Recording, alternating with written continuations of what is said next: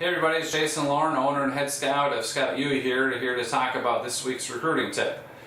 This week what we're going to talk about is verbal commitments. So to start off with, I'm going to give you the NCAA's definition of what a verbal commitment is. Verbal commitment happens when an athlete verbally agrees to play sports for a college before he or she signs or is eligible to sign a national letter of intent. The commitment is non-binding on the student athlete or the school and can be made at any time. So a few things I want to cover regarding verbal commitments is when you hear somebody say, he signed as a sophomore. No, you don't sign as a sophomore. You make a verbal commitment to a school if it's before your senior year. You sign your national letter of intent when you are a senior. So anything before your senior year is a verbal commitment.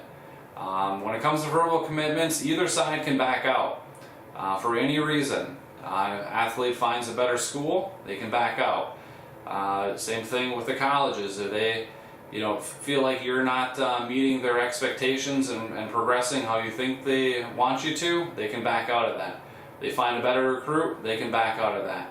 So in other words, verbal commitments doesn't lock you in 100% guaranteed to anything.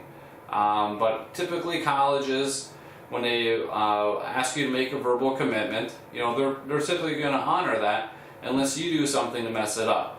In terms of getting in trouble, not performing well, letting your grades slip. It's something on your end most likely, because a college doesn't want to have a reputation of pulling verbal commitments.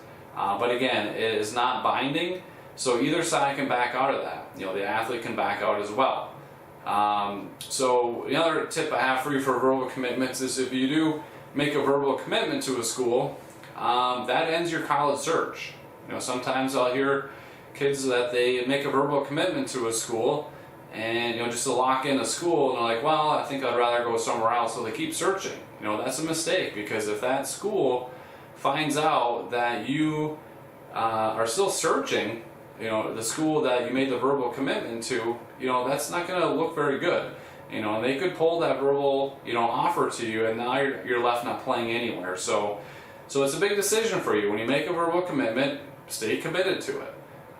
So that's what I want to talk about this week, verbal commitments. Hopefully that helps, and everybody have a good rest of your day.